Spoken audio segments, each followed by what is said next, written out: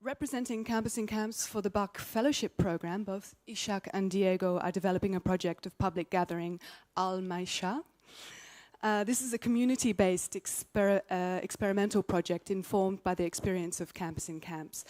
Al-Maisha is the Arabic term for a shared living space, I believe. Isshaq and Diego use this notion to engage with questions of hospitality, the common, the nation state, especially in this perpetual moment when the relationship between citizenship, statelessness, and refugeehood is at stake. And also to introduce Pelin Tan, who comes from a sociology and art historian background. She was associate professor and vice dean at the architecture faculty in Mardin, at Mardin University, South Turkey.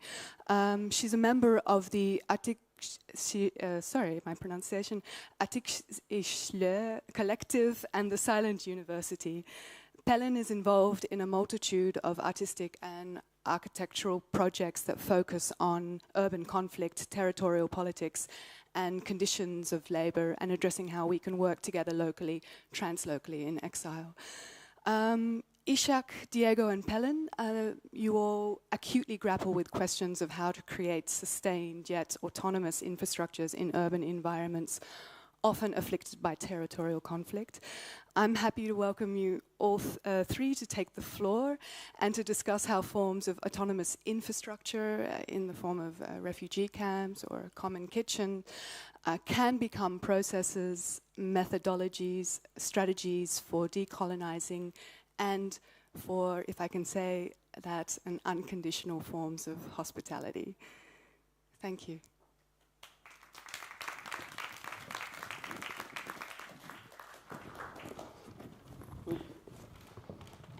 Can I steal this one?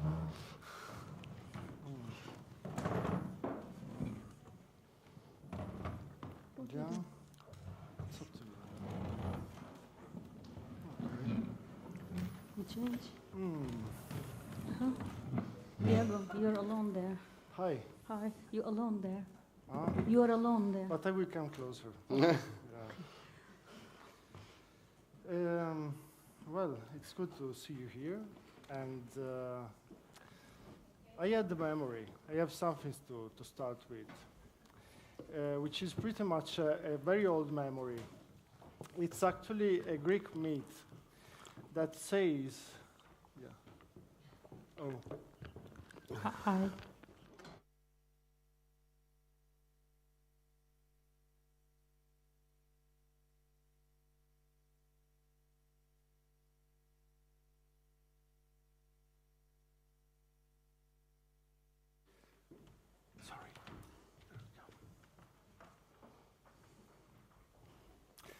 Yeah, so I want to tell you about this old Greek myth that says that basically Hercules was sent into the Mediterranean to impose the attitude of hospitality, because at that time, and the Mediterranean was basically the world. It was quite frequent that travelers, guests were being robbed, beaten, eventually slaughtered and eaten. Yeah. So basically Hercules settled down in Sardinia, which was apparently the most hospitable land by that time, and brought the rule of hospitality around, even bringing war and violence. Then we also know that in the Greek and the Roman time,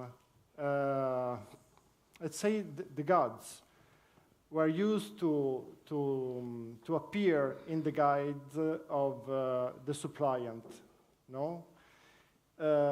Even the most unlikable people were just asking for hospitality.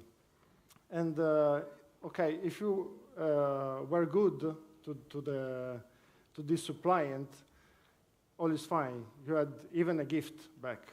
But if you were bad, then good luck, no? Mm-hmm. Then here appears, hello, I'm Athena, and you're done. Mm-hmm.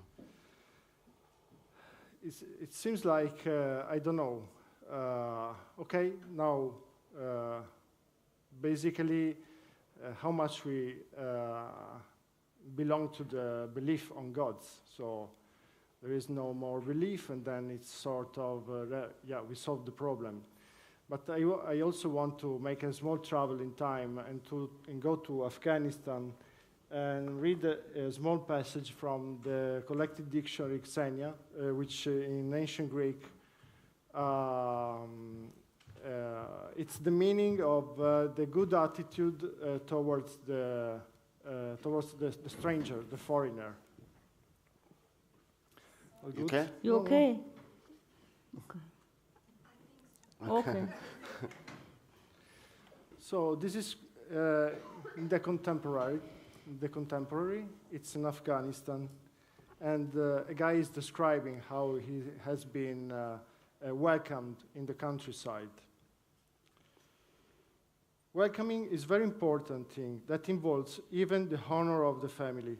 Most family compounds in the rural areas are shaped like rectangles, with boundary walls like a small fortress, responding to the lack of general security. And they have a guest room strategically placed near the main gate. So the stranger is welcomed as a guest within the family compound, but confined in the guest room, never in contact with the most private area, especially where the women are. The host will welcome the guest, entertain him, and treat him with the best food and accommodation he can afford. Normally, is it the task of the younger boys in the household to assist and guest while also, crucially, carrying out an important information gathering task, like how this person behaves, is he polite? I even read some ethnographic accounts of foreign travelers who could not walk around, even outside the compound, if not chaperoned all the time by the young hosts. This highlights the ambivalence of hospitality, where the initial extension of trust is sacralized and ritualized, but combined with forms of control, information gathering, looking for further signals of trustworthiness. Another passage compares, let's say, the signals of sailors with the sort of attitude of supplying, asking for supply. On the sea too, we may see this universal communication through maritime signal flags. In terms of the relation between this and the concept of Xenia, we are looking at one of the questions we must ask is, does Xenia still exist today? Such universal outdoor signals are not the same as Xenia. They do not offer hospitality or even necessarily an encounter between two parties. However, there are interesting similarities.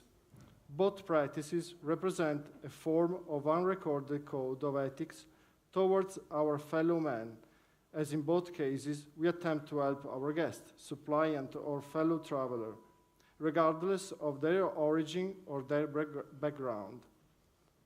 Trail signs represent the need and the desire for us to help one another out when faced with adverse conditions, such as becoming lost on our journeys.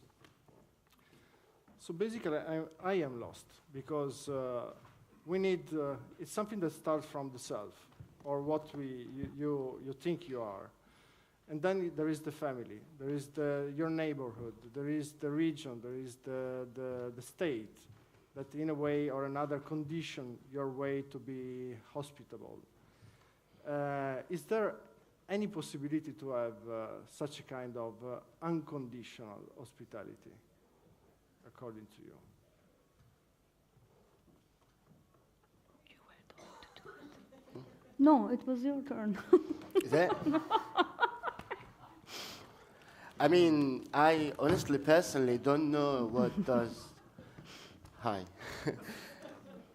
unconditional hospitality means precisely.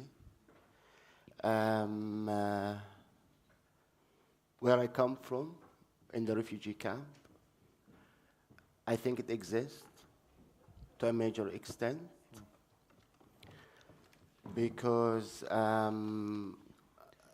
the space itself is not privately owned by anyone. And above all, it's not administrated by a state, no? So in a way or another, it's organized by the community itself. So there is a way of, dealing with the hospitality. And the reason why I'm referring to the refugee camp is, for example, I can give you the case of Dehesha. Not only refugees live in the refugee camp. You also have people who are not refugees, who precisely moved and chose to be inside the refugee camp because of the social relation that exists. No? So, in this form of hospitality, for example, it was kind of like unconditional, But it may change from camp to camp even. It does change from camp to camp. That is very true. And also, we don't speak about refugee camp as, they are all the same, I mean, whether inside Palestine or also outside Palestine. I mean, there are different kind of refugee camps, and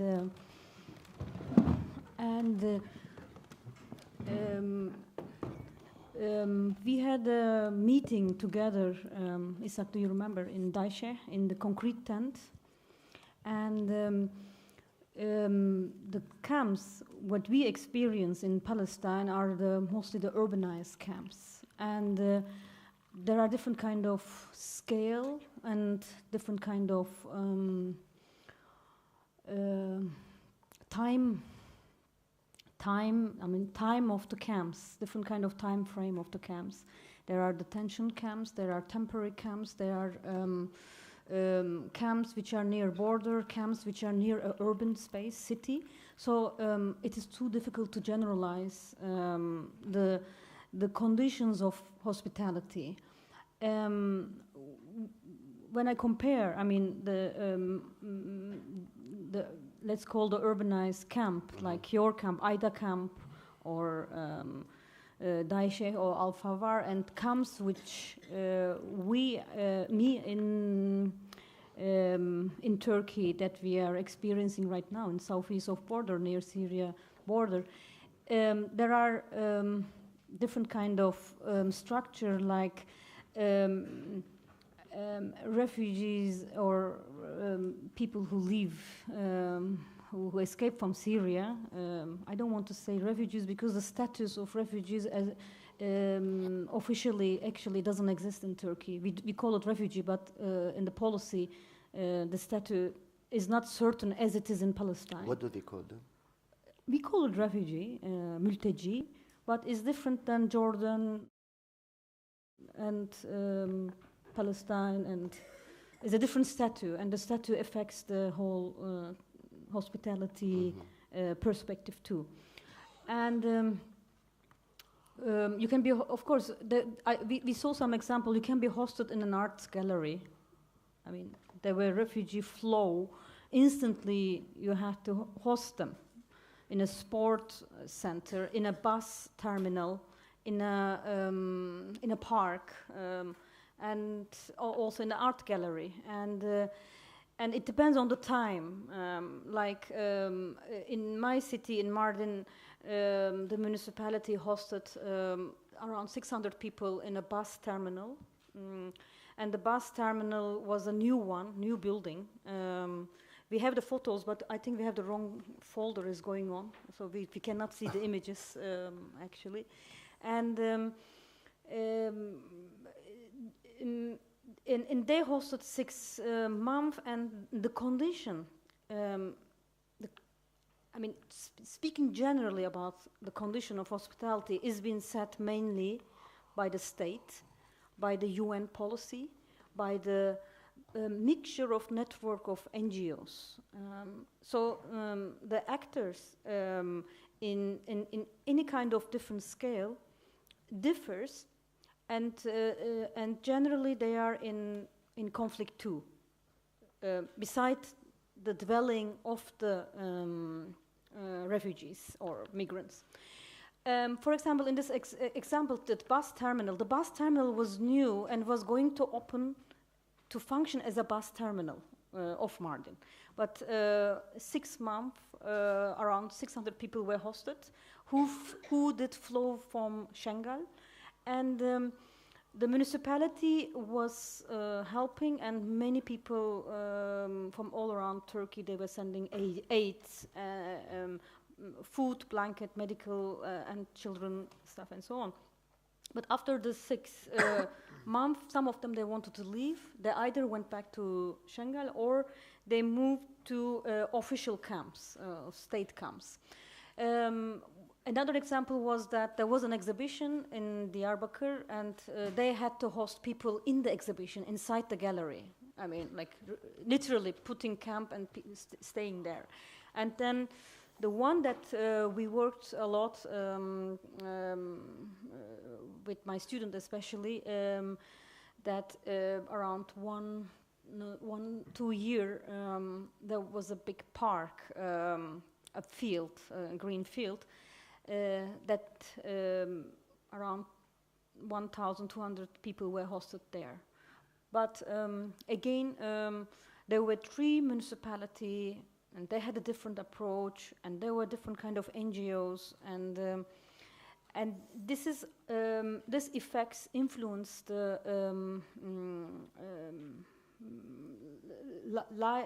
dwelling and the structure of the camps. This is one thing. The second is the internal, I think, related to religion and kinship. How a camp is being organized with certain kind of cultural rules.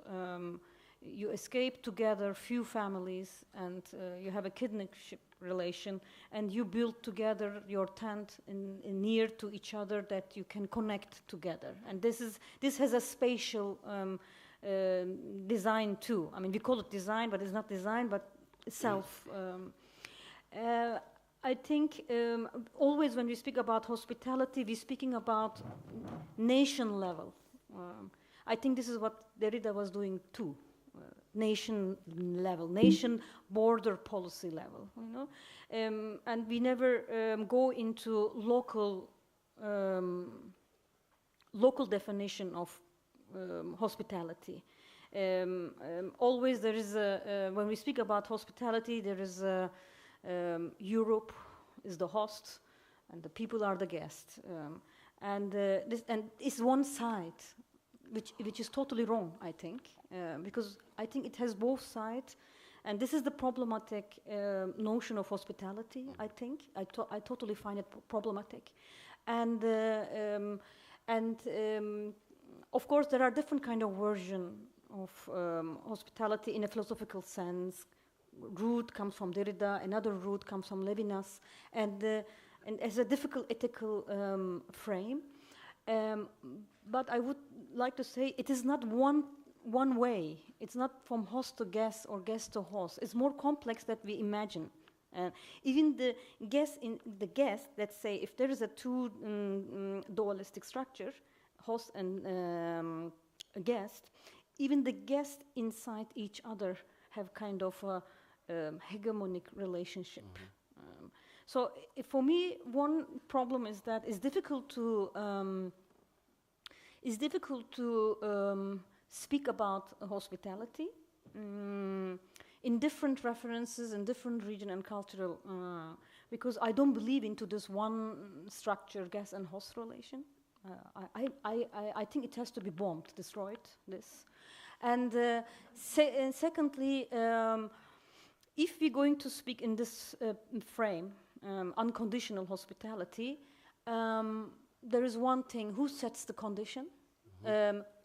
According to whom?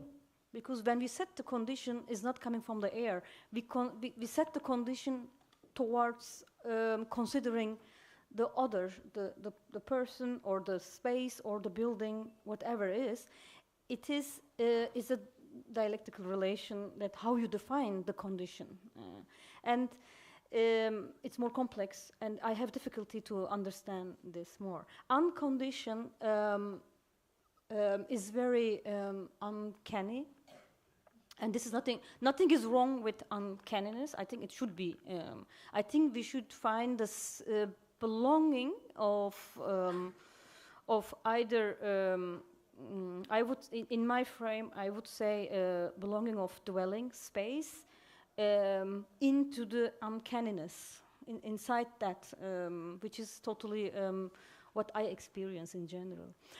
I remember when we were together 2 years ago in Daishe, in the concrete camp. There is a concrete camp. Yeah. It's concrete as well. Concrete as well.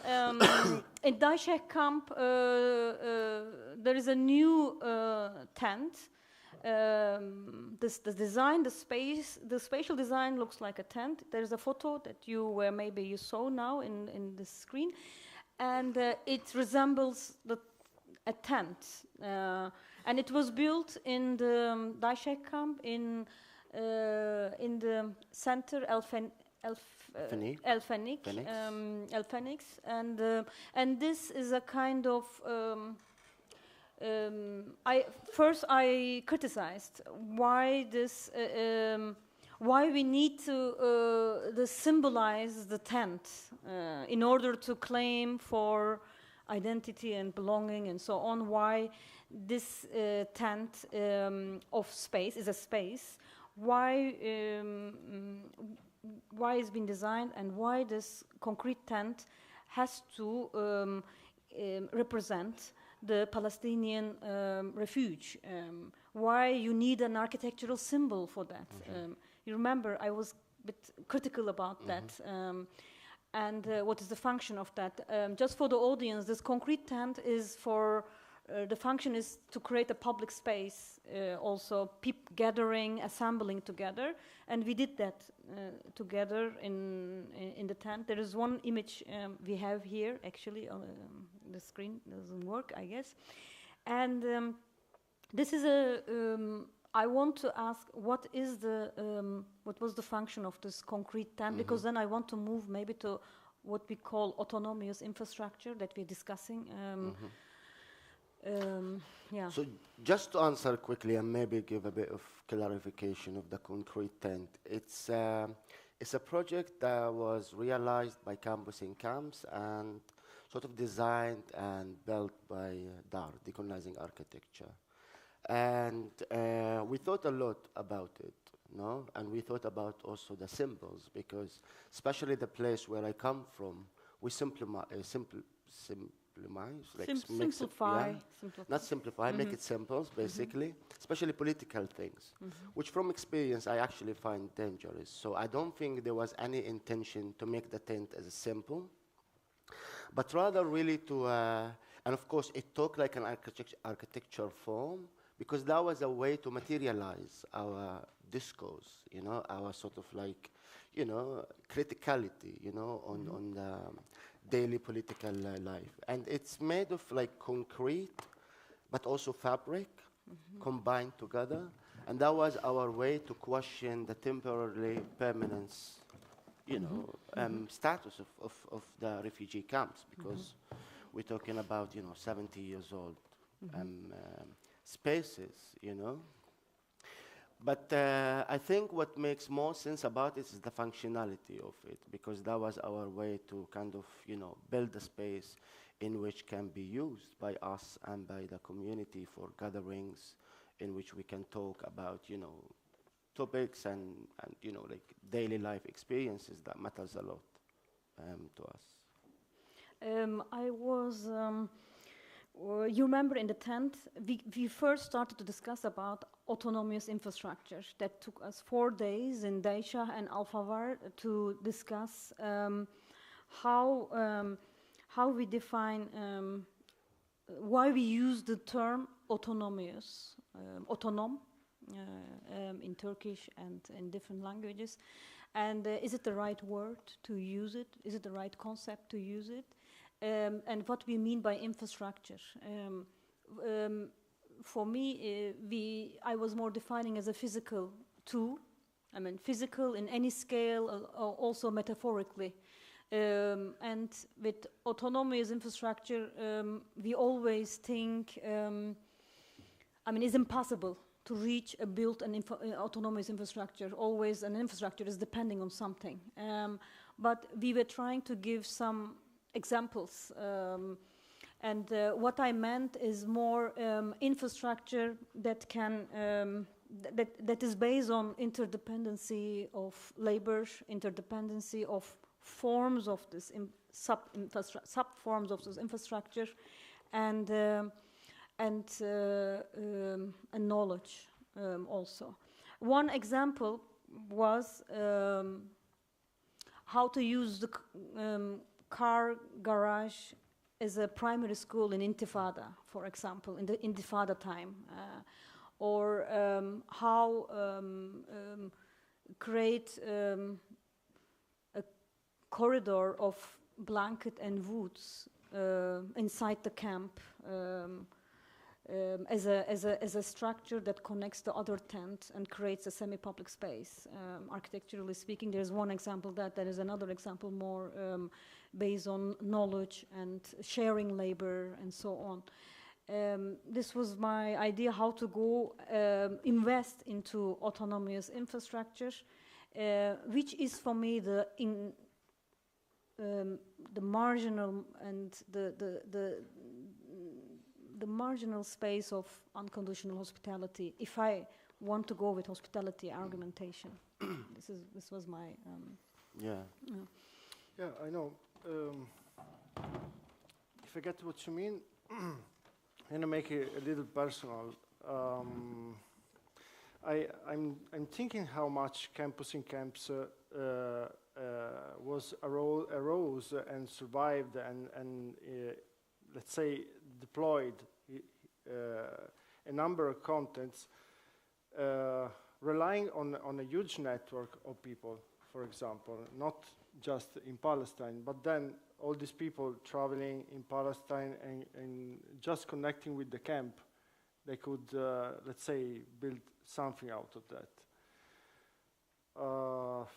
I mean, apparently when you read about, initially, when you read about campus in camps and when you experience even the environment, it tells you about a place that continually reshape itself and accommodates different contents based from the interest of the people, of the participants, actually.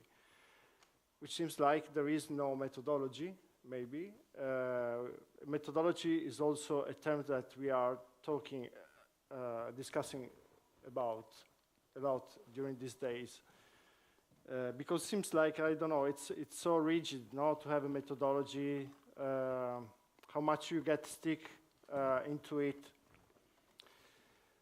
Well, practically, if I think about Mujawara, which is the main tool that was used, way of doing, let's say, to gather, the gathering. Mujawara means gathering in Old Arabic.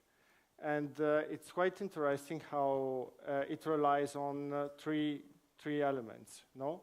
You have to have a topic, basically. You have to be, you have to want to be in the place to discuss, and you have to want to join with the other people, isn't it? Yeah.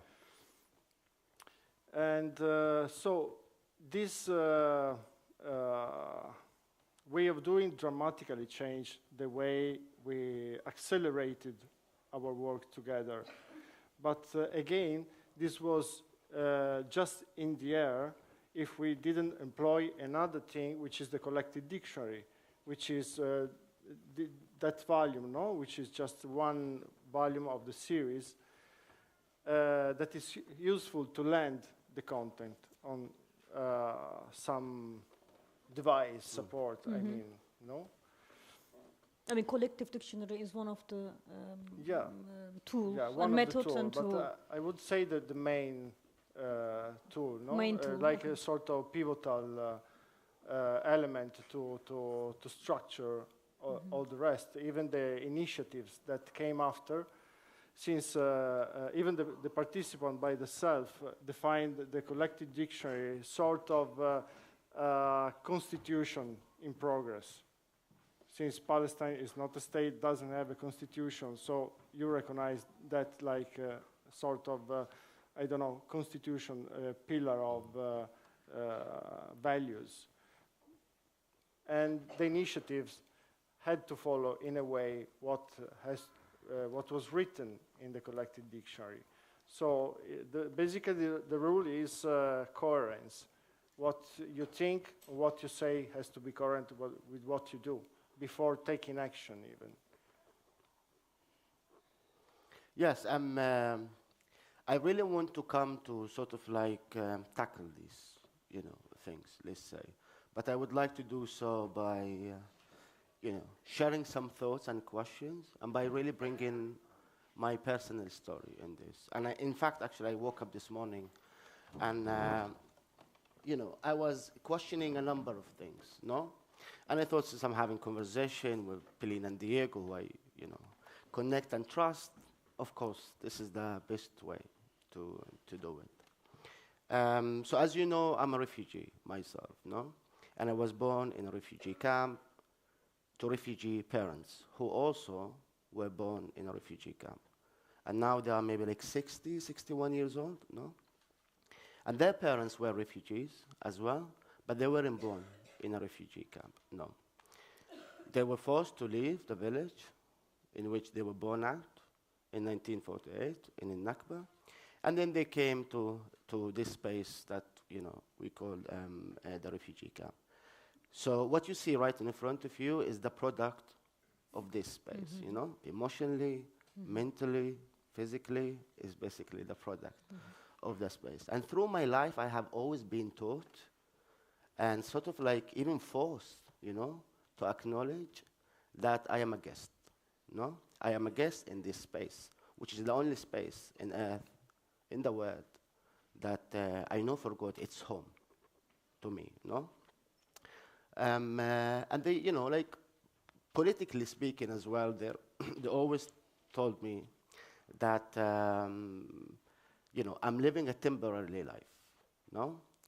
And when the right of return take place, I will become normal. And I really want to question this, normal, because when I say normal, I mean citizen, which is you guys in Me, this. we. Yeah, you. Me. Of Maybe course. me. You. I don't know. What? In this case. I don't What? think so. I'm not sure. Yeah. Why? So Turkish citizen. yeah, well, Oh. so technically speaking, I am the eternal guest, no?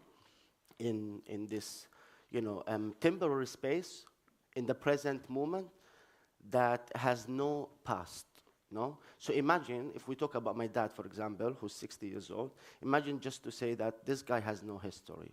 I wonder how much sense does this really make. But also at the same time, I think with myself out loud, and I say like, especially with what's happening in the world in today's time, because we all know that citizens are dying because they are citizens, no, right? And the sort of relation, states and citizens have with refugees, I would put it this way: they are, kind of like sick people that need to be cured. Cured in the sense that they, to become normal, to become citizens. So I'm really interested in knowing what kind of life a citizen have. Is this paradise? Is this really what I should become eventually? Or do we have political imagination, and can we think of something else? No? Based on the space also. I was, I grew up in, no? And again, this goes back to, when you said the constitution for the collective dictionary, it wasn't out of nothing. It was, precisely referring to this communal life where, we have in the camp, and also the kind of like, the way that life is organized without any management, because I don't want to call them autonomous spaces. We sometimes say semi-autonomous spaces, no? But also when I speak about the spaces, I'm not really talking only about the physicality, no? Like, the houses and, no, there is the immaterial culture. That was, the culture of the exile, like there's 70 years of history in these spaces. I'm the third generation,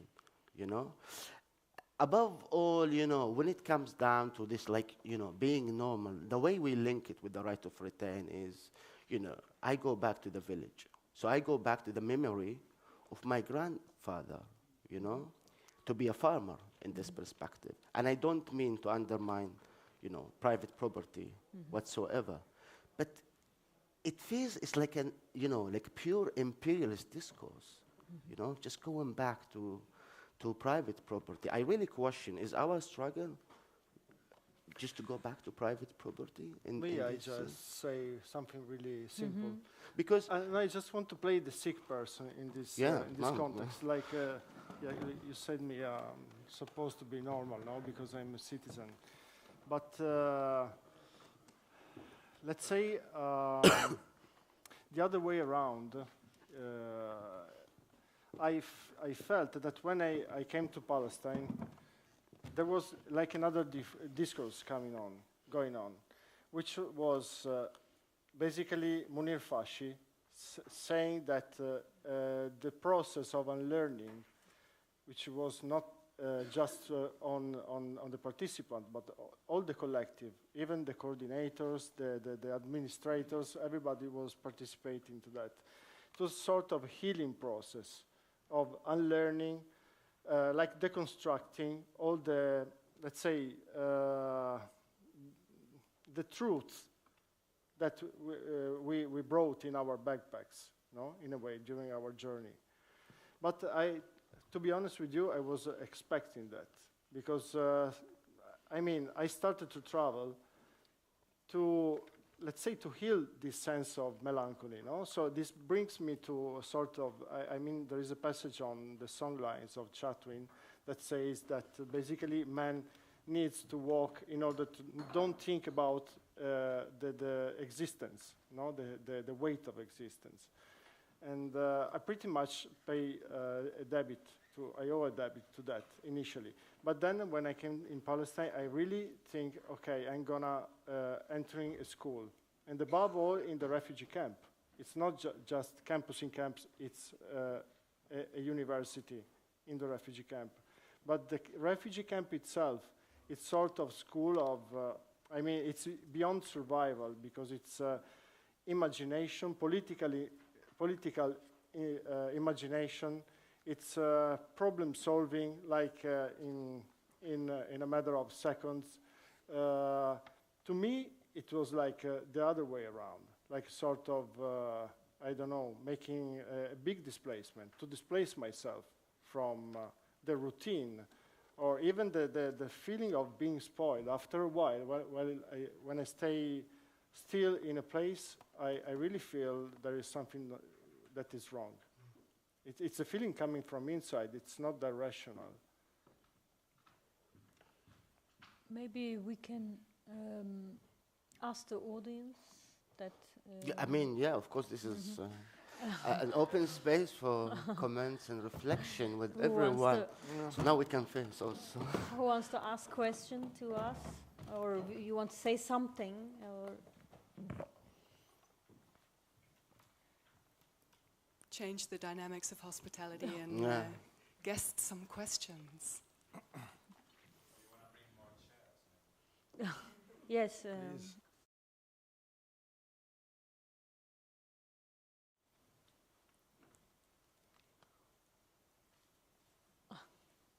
no Maybe one. not quite yet.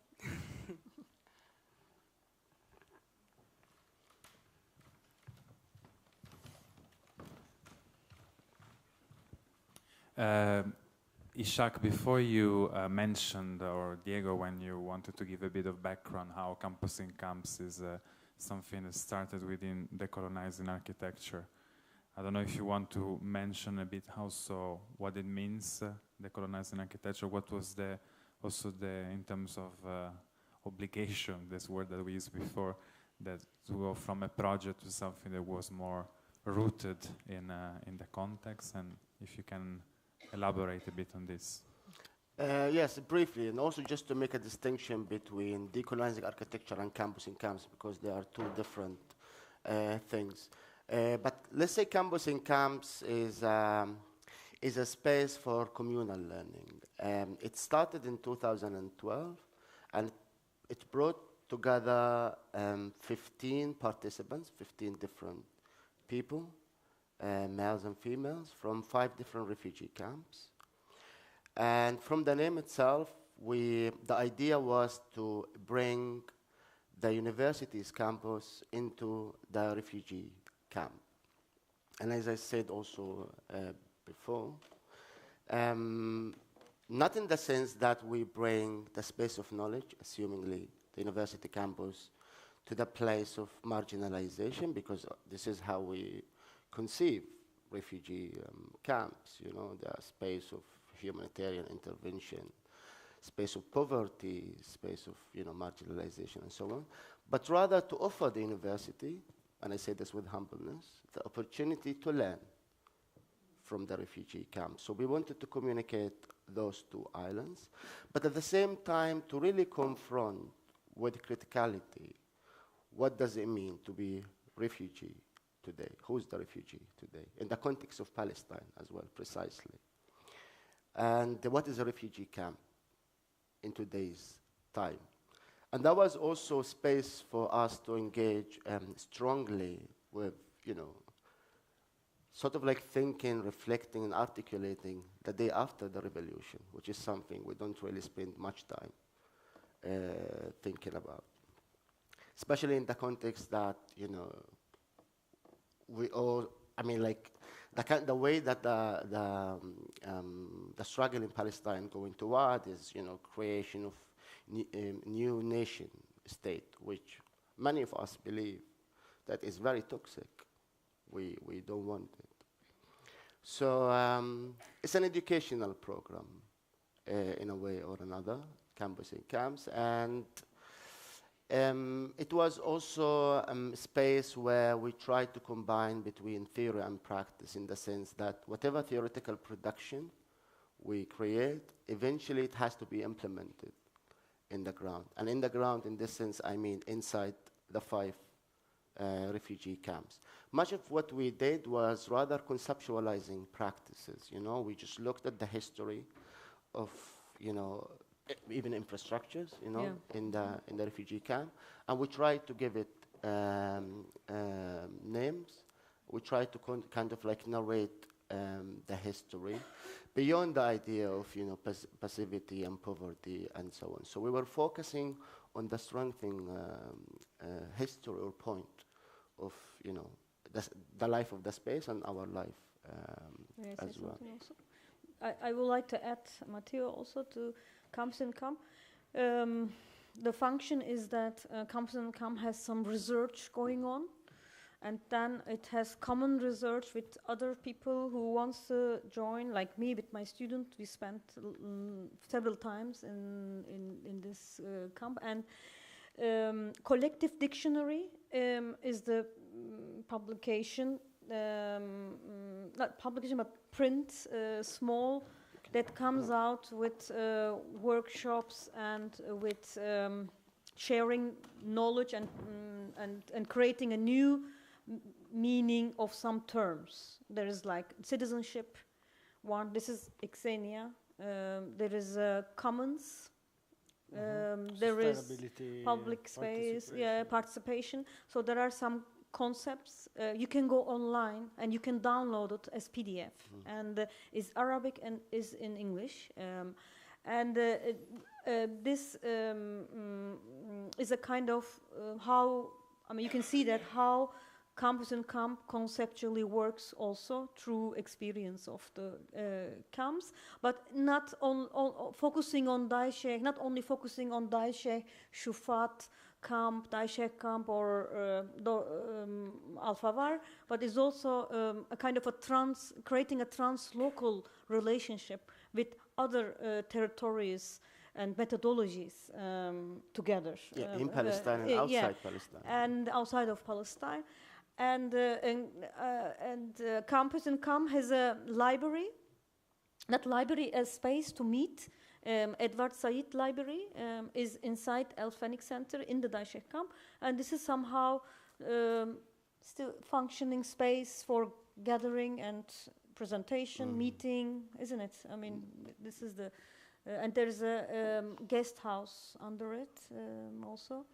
So Campus Camp seems online, but also it has a kind of a space somehow, and Campus in Camp has a consortium.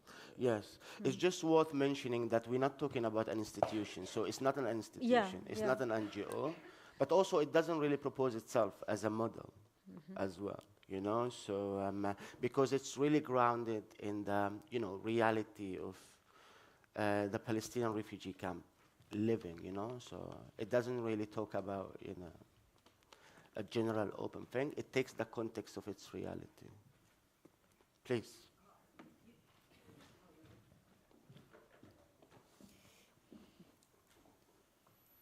I was really thinking just exactly that, and in relation to the question of fascism that we're under. The relationship between fascism and being called on to give yourself as a universalizable model, right? I mean, say it comes up with other members of the Karabing who people say, so how is this able to be used in any place, right? And one of the comments, and Rex is one of the people that always says this, and he says two things. He says, well, I don't know, because it depends on that place. So maybe the model is, well, it's not a model. So I'm just wondering, since you just said that, and I just think, wow, that's a resistance to a certain kind of, what I would say, the fascism of replicability. I was hoping you would just say more, sorry. Yeah. Could you elaborate a little bit on the last point you said? That's like a resistance to, in relation to when you were talking about the way in which the academy or university is invited in, right? Not to teach, and not simply to be passive and learn, but to be authored from the particularity of this Palestinian camp or Palestinian camps, right? Which is going to have, you know, the here is going to have some relation to other places, but it's not going to be the same as, yeah, exactly. And the call from the outside is often, can you tell us how to make yourself the same as,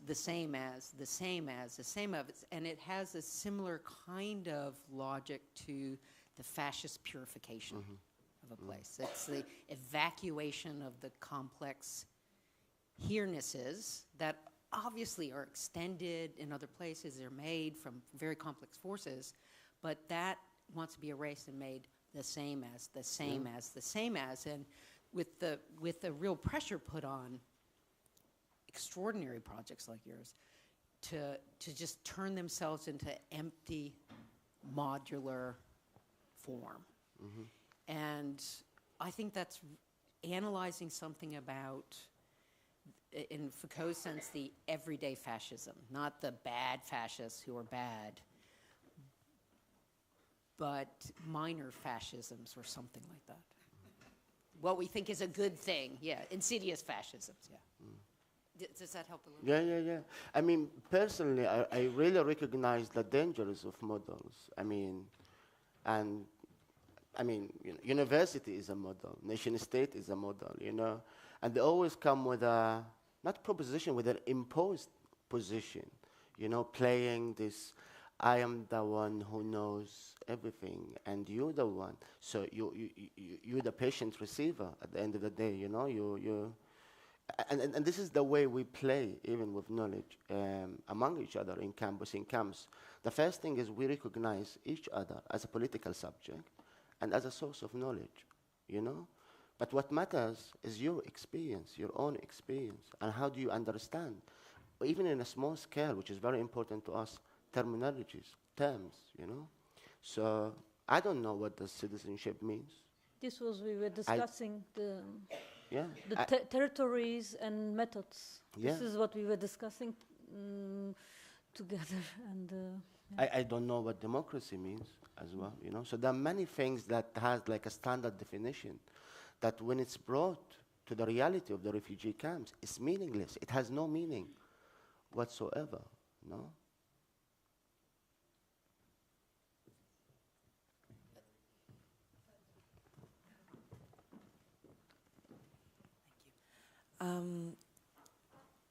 I just want to bring in place a perception that I had while living in Palestine, and not living in a refugee camp, but living in a city. And how often the perception of the refugee camp, especially the Balata camp in Nablus, was of, well, you know, they don't pay the gas, and they are under the UN programs, and they are so lucky, and so on and so forth. And there was always this otherness and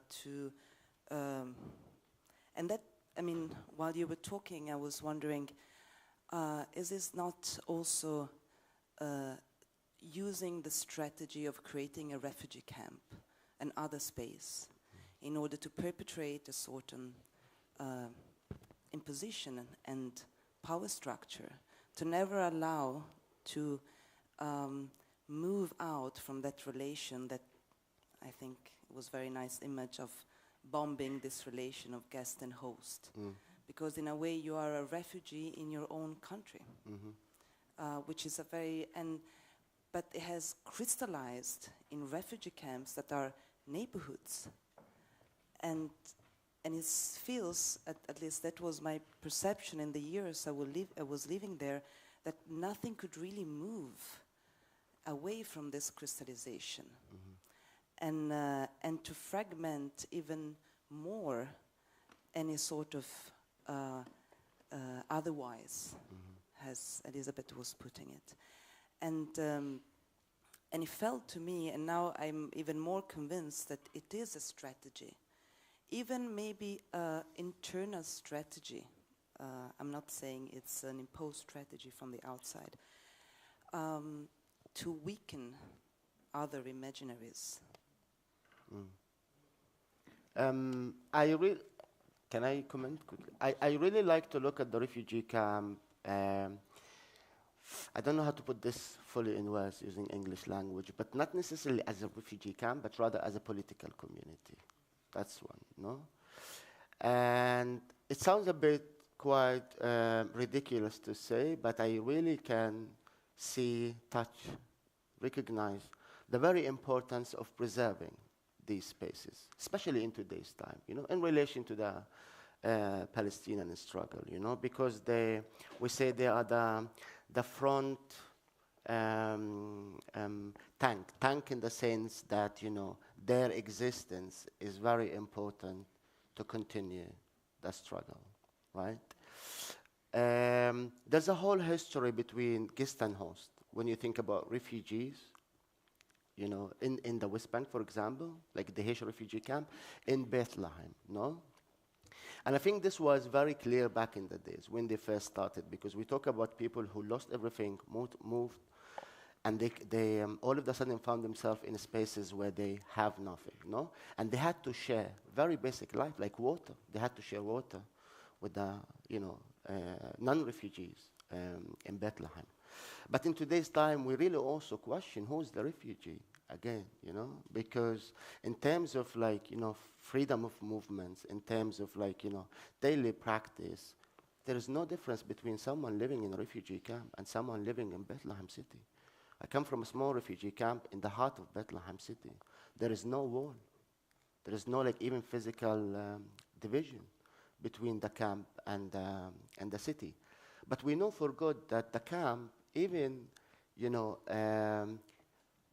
comes in a higher position than the city. We know for God that all the municipality elections, which refugees have nothing to deal with, are cooked in refugee camps.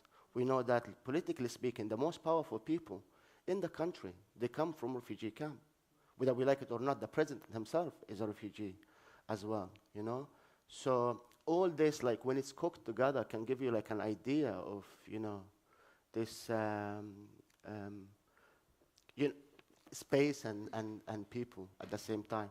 But also refugee isn't just the person who live in a refugee camp.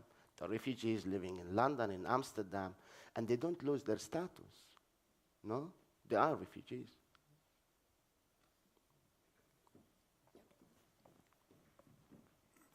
We have, I think, 5 minutes.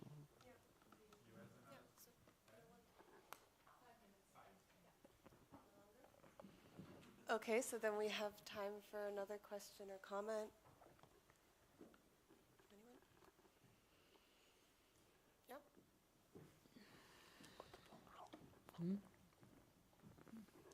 I like your question, Ottoban. I just have We to like say your before question. start? Not just before, we like your question. It was just something you said. It was just something you said. I don't know if I heard it well or I didn't hear it well, but you said something about a lot of people are against the becoming a kind of national state or something like that. Mm.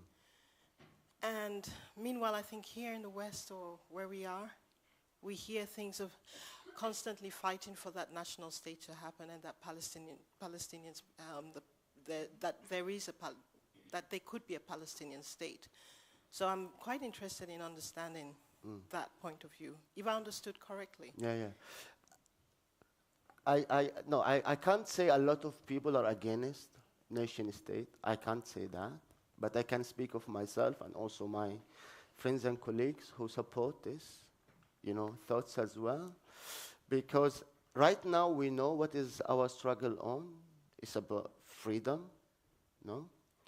And we know how many struggles exist in a nation state as well, So I do believe that the moment we become a nation state, we will enter into this, life of privatizing everything, where bourgeoisie, who also kind of leading the struggle in today's time in a way or another, it will be also about, struggle of freedom of speech, about, what every nation state is struggling in today's time. So the question here is do we want to end up in this kind of reality, no? Or do we want to picture and use our political imagination in picturing a new thing, no? That goes beyond the idea of a nation state. And I don't think this is also utopian to speak about, because the experience of the refugee camp can really tell a lot about this possible.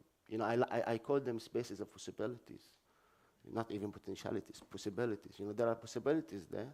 It's very important to talk about, If you look around you in the Arab region, all nation states are collapsing. They are dying, It's like a total chaos as well. And with all due respect, if the nation state is successful in Europe, if Germany is a successful nation state, we don't have to become like them as well. We're not following a model at the end of the day. No, we have to be real also with ourselves. So in this sense, I'm talking about the nation states. Don't know if this makes sense.